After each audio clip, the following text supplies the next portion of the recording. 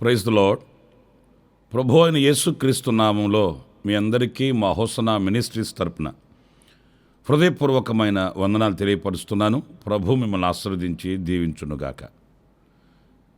పురులర ఈ పూట పరిశుద్ధ గ్రంథంలో మన పితరులు దేవునిని ప్రీతిపరచడానికి, సమాధానపరచడానికి, లేక దేవునితో సమాధానంగా ఉండడానికి అర్పించిన బలిపీఠాలను గురించి కొన్ని విషయాలు మనం తెలుసుకుందాము. మన పితరులు బలిపీఠం కట్టి బలులు అర్పిస్తూ వచ్చారు.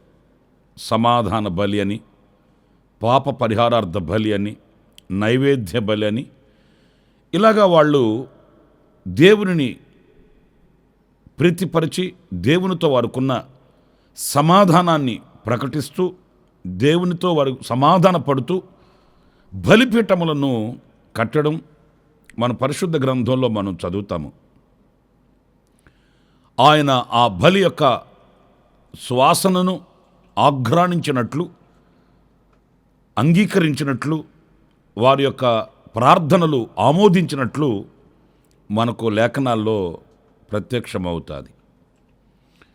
మొదట దైవజనుడు భక్తుడైన నోవాహు ఈ యొక్క బలిపీఠాన్ని ఆయన ఆరంభించినప్పటికీ ఎక్కువ బలిపీఠాలు కట్టి దేవునిని ప్రీతిపరిచిన, దేవునితో సమాధానం కలిగి బ్రతికిన భక్తుడు అబ్రహాముగా కనిపిస్తాడు. ప్రారంభించినది నోవాహు గారైనప్పటికీ ఈ ఘనత, ఈ ఆధిక్యత, ఎక్కువ బలిపీఠాలు కట్టిన ఆధిక్యత మాత్రం అబ్రహాముకి దక్కింది. ఆయన పలుమార్లు దేవునికి బలిపీఠాలు కట్టడం, బలులు అర్పించడం, ఆ అర్పణ ద్వారా దేవుని యొక్క దీవెనను అనుభవించినటువంటి భక్తునిగా మనకు కనిపిస్తాడు. అందులో ఆ బలిపీఠముల యొక్క ఆంతర్యాన్ని గనక ఒక్కొక్కటి చదువుకుంటూ వస్తే ఒక్కొక్క ఆత్మీయ అర్థాన్ని, ఆధ్యాత్మికమైన శక్తిని, ఆధ్యాత్మికమైన ప్రత్యక్షతను మనకు కలిగిస్తాయండి. మీరు చూడండి, పరిశుద్ధ గ్రంథంలో ఆదికాండం 12వ అధ్యాయం 7వ వాక్యంలో దైవజనుడైన అబ్రహాము కట్టినటువంటి ఆ బలిపీఠాన్ని, ఆ బలిపీఠపు యొక్క అనుభవాన్ని మనం చూస్తాము. నేను ఆ వాక్యాన్ని చదువుతాను, జాగ్రత్తగా వినండి. యెహోవా అబ్రామునకు ప్రత్యక్షమై నీ సంతానమునకు ఈ దేశం ఇచ్చేదనని చెప్పగా అతడు తనకు ప్రత్యక్షమైన యెహోవాకు ఒక బలిపీఠమును కట్టెను. ఇందులో మనం ప్రత్యేకంగా గమనించవలసింది ఏంటి అనంటే, తనకు ప్రత్యక్షమైన యెహోవాకు అక్కడ ఒక బలిపీఠమును కట్టాడు. అంటే దీనిని ప్రత్యక్షత గల బలిపీఠము అని చెప్పుకోవచ్చండి. సహజంగా పాప పరిహారార్థమై, సమాధానార్థమై, నైవేద్యము నిమిత్తమై అర్పించడం వేరు. ఇక్కడ ఆయన తమకు ప్రత్యక్షమైన యెహోవాకి ఒక బలిపీఠమును కట్టాడు. అంటే తాను ఎవరినైతే చూశాడో, ఎవరిని ప్రత్యక్షత ఆయనకు కలిగిందో అక్కడ ఆయనకి ఒక బలిపీఠమును కట్టడం, ఆ ప్రత్యక్షమైన దేవునికి బలిపీఠమును కట్టి బలి అర్పించడం, ఇది ప్రత్యక్షత గల బలిపీఠం. మన బ్రతుకులలో కూడా ఈ అనుభవం తప్పనిసరిగా ఉండి తీరాలండి. ప్రభు యొక్క ప్రత్యక్షతను చూచిన మనం, ప్రభు యొక్క దర్శనం కలిగిన మనము, ఆయన దర్శనము చేత ఆకర్షించబడిన మనము ఒక బలిపీఠము యొక్క అనుభూతిలోనికి రావాలి. అంటే ఏదో నేను దేవుని చూశాను, ఆయన స్వరాన్ని విన్నాను, ఆయనను వెంబడిస్తున్నాను అని కాకుండా, ఒక బలిపీఠము కట్టి బలి అర్పణ ఎలా అర్పిస్తారో అలాంటి సమర్పణ మనలో ఉండి తీరాలండి. వాస్తవంగా మనం ఏం చేస్తాము, వాక్యం చదువుతాము, అక్కడ మనకు ఒక ఆదరణ కలుగుతుంది. ఎవరో మన ప్రక్కన నిలిచి మాట్లాడుతున్నట్లుగానే ఆ అనుభూతిని మనం పొందుతాము. అధైర్యపడిన వేళ, అనారోగ్యం కలిగిన వేళ, శత్రువులు ఓకమ్మడిగా దొమ్మిగా మన మీదకు వచ్చిన వేళ, ఇలాంటి ఆపదలలో, విపత్తులలో, ఇరుకులలో, ఇబ్బందులలో, కష్ట నష్టాలలో ఎన్నో మార్లు మనం దైవ ప్రసన్నతను చూస్తామండి. ఈ మాటలు వింటున్న మీలో ఎన్నో ఇలాంటి అద్భుతాలు జరిగి ఉంటాయి. ఆ దైవ ప్రత్యక్షతను మనం చూస్తాము. కానీ ఆ ప్రత్యక్షతను చూచిన మనం ఒక బలిపీఠము మీద అర్పణ అర్పించినట్లుగా మనల్ని మనం సమర్పించుకోమండి. దేవుడు మేలు చేశాడు, దేవుడు ఉపకారం చేశాడు, ఆయన అద్భుతం చేశాడు, ఆశ్చర్యకరంగా నన్ను ఆదుకున్నాడు, ఇక అంతే అయిపోయింది. దానికి మన స్పందన ఏంటి? మనలో కలగవలసిన పరివర్తన ఏంటి?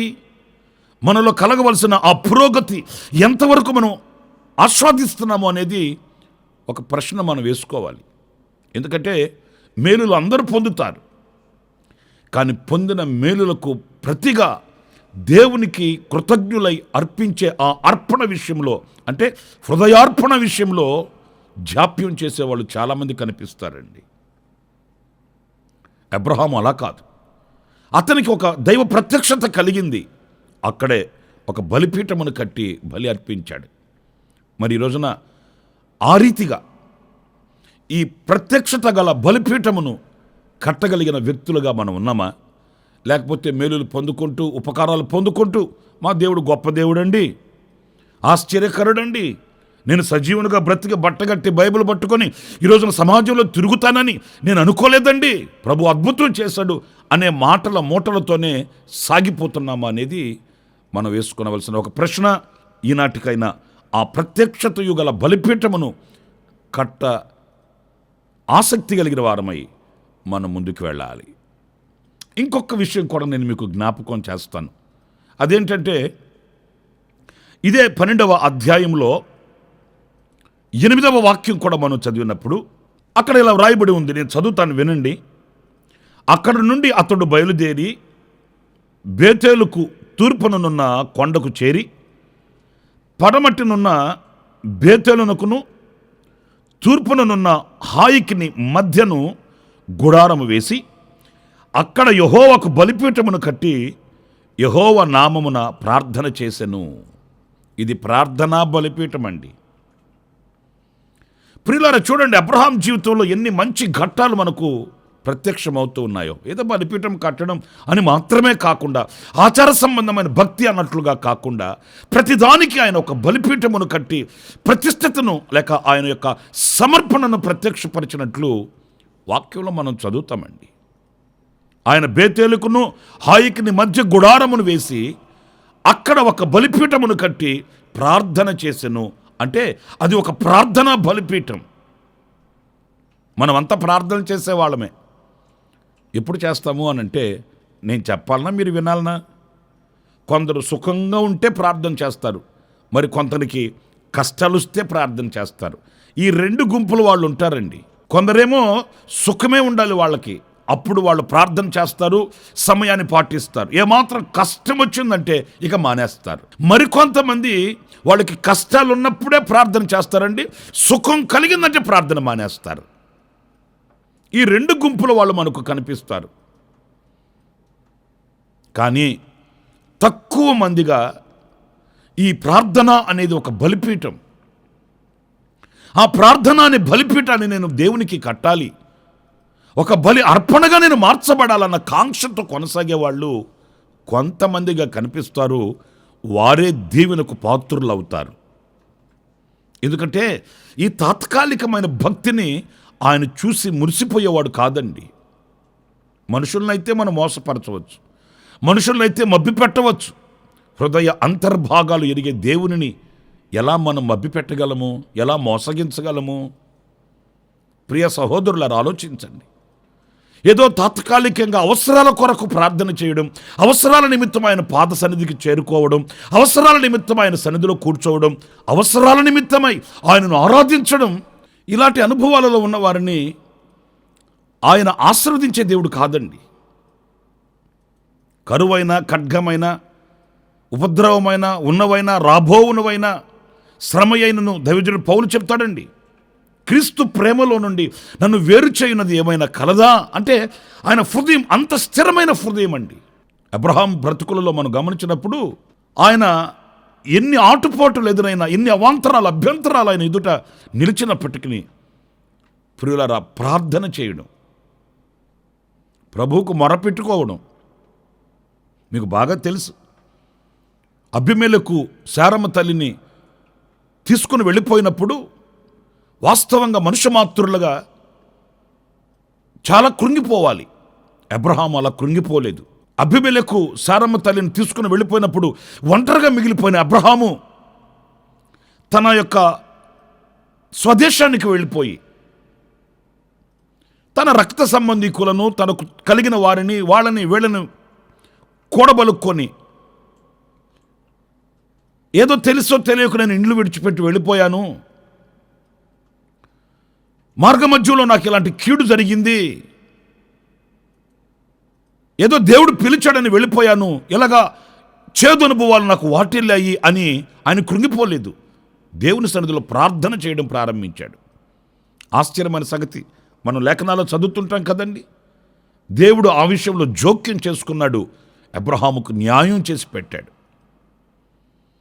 నా ప్రియమైన సహోదరులారా, ప్రార్థన పరిస్థితులను మారుస్తుంది, ప్రార్థన కోటగోడలను కూలుస్తుంది, ప్రార్థన మన జీవితంలో వెలుగును పుట్టిస్తుంది, ప్రార్థన మనకు గమ్యం చూపిస్తుంది, ప్రార్థన దేవుడితో సహవాసాన్ని ఏర్పరుస్తుంది, ప్రార్థన హృదయంలో నెమ్మదిని పుట్టిస్తుందండి. ఈ ప్రార్థన అనే బలిపీఠమును కట్టిన అబ్రహాము అన్ని విషయాలలో దీవించబడ్డాడు, ఆశీర్వదించబడ్డాడు. ఎదురైన పోరాటాలన్నింటిలో కూడా ఒక ఘన విజయాన్ని చేతబట్టి ఆయన కోరిన రేవుకు చేరుకున్న విశ్వాస వీరుడు అబ్రహాము. మరి మన పరిస్థితి ఏంటి? తాత్కాలికంగా ప్రార్థన చేసే ప్రార్థనా వీరులమా, బలిపీఠమును కట్టి ప్రార్థన చేసే స్థిరమైనటువంటి మనస్సు కలిగిన ప్రార్థనా వీరులమా అనేది మనం జ్ఞాపకం చేసుకుని విమర్శించుకోవాలి. ఆఖరిగా మరొక మాట కూడా నేను మీకు జ్ఞాపకం చేస్తాను. అది 13వ అధ్యాయం 18వ వాక్యాన్ని, ఆదికాండం నేను చదువుతున్నాను, వినండి. అప్పుడు అబ్రాము తన గుడారము తీసి హెబ్రోనులోని మమ్రే దగ్గరనున్న సింధూర వృక్ష వనములో దిగి అక్కడ యెహోవాకు బలిపీఠమును కట్టెను. చూడండి, ఈ 3వ బలిపీఠము ఆయన సింధూర వృక్ష వనములో దిగి అక్కడ యెహోవాకు బలిపీఠమును కట్టాడట. ఎందుకని ఇన్నిసార్లు బలిపీఠాలు కట్టాలనా? ఈ బలిపీఠం యొక్క ఆంతర్యం ఏంటి? ఈ బలిపీఠం ఎందుకు కట్టవలసి వచ్చింది అనంటే, మీరు 14వ వాక్యాన్ని నేను చదువుతాను, వినండి. లోతు అబ్రామును విడిచిపోయిన తర్వాత యెహోవా, ఇదిగో నీ కన్నులెత్తి నీ ఉన్న చోటు నుండి ఉత్తరపు తట్టు, దక్షిణపు తట్టు, తూర్పు తట్టు, పడమర తట్టును చూడుము. ఎందుకనగా నీవు చూచుచున్న ఈ దేశమంతటిని నీకును నీ సంతానమునకును సదాకాలము ఇచ్చెదను. మరియు నీ సంతానమును భూమి మీద నుండి రేణువుల వలె విస్తరింపచేసేదను. ఎట్లనగా ఒకడు భూమి మీద నుండి రేణువులను లెక్కింపగలిగిన ఎడల నీ సంతానమును కూడా లెక్కింపవచ్చును. 18వ వాక్యం. అప్పుడు అబ్రాము తన గుడారము తీసి హెబ్రోనులోని మమ్రే దగ్గరనున్న సింధూర వృక్ష వనములో దిగి అక్కడ యెహోవాకు బలిపీఠమును కట్టెను. ప్రియులరా, ఈ బలిపీఠం ఆశీర్వాదపు బలిపీఠం అండి. లోతు అబ్రహామును విడిచిపెట్టి వెళ్ళిపోయాడు. ఎందుకు వెళ్ళిపోయాడు, ఎందుకు విడిచిపెట్టి వెళ్ళవలసి వచ్చిందనే చరిత్ర మనందరికీ బాగా తెలుసు. తన మనస్సుకు వచ్చినట్లు, కనులు ఆశించినట్లుగా కోరుకొని సహవాసాన్ని, పరిశుద్ధుల యొక్క చెలిమిని విడిచిపెట్టి అబ్రహాం వెళ్ళిపోయాడు. ఆయనకి సొదొమ గొమొర పట్టణం ఏదేను వనములాగా కనిపించింది. దానిని ఎంపిక చేసుకొని ఏర్పరచుకొని వెళ్ళిపోయాడు. అబ్రహాము ఒంటరిగా మిగిలిపోయాడు. మిగిలిపోయిన అబ్రహాముతో దేవుడు చెప్తాడు, నీవు కనులెత్తి చూడు, నేను ఆశీర్వదిస్తాను, నేను దీవిస్తాను, నిన్ను గొప్ప జనముగా చేస్తాను, నీ సంతానమును ఇసుక రేణువుల వల్ల నేను దీవిస్తానన్న అభయ వాక్కు అబ్రహాముకు చేరింది. ఆశీర్వదించబడ్డాడు, దీవించబడ్డాడు. ప్రియులారా చూడండి, కొన్ని సందర్భాలలో మనం ఎవరైనా మనకు కీడు చేస్తే, ఎవరైనా మనకు దూరమైపోతే, ఎవరైనా మనకు హాని తలపెట్టినప్పుడు కృంగిపోతుంటాము. ఎలా అయిపోయింది పరిస్థితి, ఎలాగైపోయింది అని మనం అధైర్యపడిపోతుంటాము. కానీ అబ్రహాము అలా అధైర్యపడకుండానట్లు లోతు అబ్రహామును విడిచిపెట్టి వెళ్ళిన తర్వాత వెంటనే దేవుడు ఆ స్థానాన్ని భర్తీ చేశాడండి. ఆ స్థానాన్ని దేవుడు పూర్తి చేశాడు. లోతు వెళ్ళిపోయాడని కంగారు పడకు, అధైర్యపడకు. తోడు నీడ లేదని నమ్ముకున్న వాళ్ళు అమ్ముకునే పరిస్థితికి దిగజారని, హాని తలపెట్టారని, కీడు తలపెట్టారని మనసును ఉంచకు. నిన్ను నేను దీవిస్తాను, నిన్ను నేను ఆశీర్వదిస్తాను అని దేవుడు అబ్రహాము పక్షాన నిలిచి దీవిస్తే, ఆ దీవెనలకు నిదర్శనంగా అక్కడ ఒక బలిపీఠమును కట్టి దేవుని స్తుతించాడు, బలి అర్పించి దేవుని మహిమపరిచాడు. నా ప్రియమైన దేవుని బిడ్డలారా, దీవించబడిన మనం ఈ బలిపీఠాన్ని కట్టాలండి కృతజ్ఞత పూర్వకంగా. నేను అనకూడదు కానివ్వండి, కొంతమందికి అసలు కృతజ్ఞతే ఉండదండి. ఎన్ని దీవెనలు పొందుతారో, ఎన్ని ఆశీర్వాదాలు అందుకుంటారో, ఎంతగా హెచ్చించబడి ఘనపరచబడతారో. కానీ నేను దీవించబడ్డాను, నా దేవునికి ఒక బలిపీఠం కట్టాలి, నా ఒంటరితనంలో జంటగా నిలిచి నా వెన్నుతట్టి నడిపించిన శక్తిగలనుగా దేవుని ఆరాధించాలి, మహిమపరచాలి, కృతజ్ఞుడనై ఆయన సన్నిధిలో నేను నిలవాలి అనే భావన చాలామందికి ఉండదండి. అబ్రహాము అలా కాదు. దేవుడు అబ్రహామును దీవించాడు, ఆశీర్వదించాడు. దీవించినటువంటి ఆ దేవునికి ఆ సింధూర వృక్ష వనములో ఒక బలిపీఠమును కట్టి ఆయన మహిమపరుస్తున్నాడు, ఆరాధిస్తున్నాడు. నా ప్రియులారా, ఆయన చేసిన మేలులు తలంచి ఏనాడు ఆయన కృతజ్ఞత స్తుతి బలిపీఠాన్ని కట్టావా? మన కీర్తనకారుడు దావీదు చెప్తాడు, నా అంతరంగములో ఉన్న సమస్తమా. అంటే దేవుడు చేసిన ఏ కార్యము కూడా ఆయన మర్చిపోలేదు, అంతరంగములో దాచిపెట్టుకున్నాడు. దేవుడు చేసిన ఏ ఉపకారాన్ని ఆయన మర్చిపోయి విడిచిపెట్టలేదు, అంతరంగములో ఉన్నాయి. మరి మనకున్నాయా? దేవుడు చేసిన ఉపకారాలు మన అంతరంగంలో ఉన్నాయండి? దేవుడు చేసిన మేలులు మన అంతరంగంలో దాచబడి ఉన్నాయా? లేకపోతే ఎప్పటికప్పుడు మర్చిపోయామా? కొంతమంది అంటుంటారు, ఏం చేశాడండి దేవుడు? కొంచెం చిన్న శోధన రాగానే, ఇబ్బంది రాగానే, కష్టం రాగానే విరుచుకుపడుతుంటారు. ఏం చేశాడండి దేవుడు? ఏ మేలు చేశాడండి దేవుడు? అంతేగాని చేసిన ఉపకారములకు కృతజ్ఞత కలిగి బ్రతకాలన్నా, ప్రభు చేసిన ఉపకారములకు నేను ఆయనకు బలిపీఠమును కట్టాలన్న కాంక్ష ఈ రోజున అనేకులకు ఉండదండి. ప్రియులరా, మనల్ని ప్రేమించిన దేవుడు ఆయన హృదయాన్ని విశాలపరుచుకున్నాడు. మనల్ని ప్రేమించిన దేవుడు మన కొరకు దిగి వచ్చాడు. మనల్ని ప్రేమించిన దేవుడు మన సమకాలికుల ఎదుట మనల్ని ఘనపరుస్తూ వచ్చాడు. ఇలా మనం చెప్పుకుంటూ పోతే ఎన్ని ఉపకారాలు చేయలేదు. ఆయన మనకు చేయనిది ఏముంది? ఆయన మనకు చేసింది ఏముంది? ఆయన మనకు చేసిన కీడేముంది? మనకు చేయని మేలేముందండి? మనకు ఎంత చేయవలనో, ఏమి చేయవలనో సమస్తాన్ని ప్రభు చేశాడు. మరి ఈ రోజున అన్ని ఘనకార్యాలు, గొప్ప కార్యాలు చేసిన దేవునికి నువ్వు బలిపీఠమును కట్టలేకపోవడం ఏంటి? కృతజ్ఞతా స్తుతిని అర్పించలేకపోవడం ఏంటి? నేను 3 విషయాలు మీతో చెప్తూ వచ్చాను. 1, ప్రత్యక్షత గల బలిపీఠము. 2, ప్రార్థనా బలిపీఠము. 3, ఆశీర్వాదపు బలిపీఠము. 3 విషయాలు నేను మీతో చెప్తూ వచ్చాను. మరి మీరు పరీక్షించుకోండి.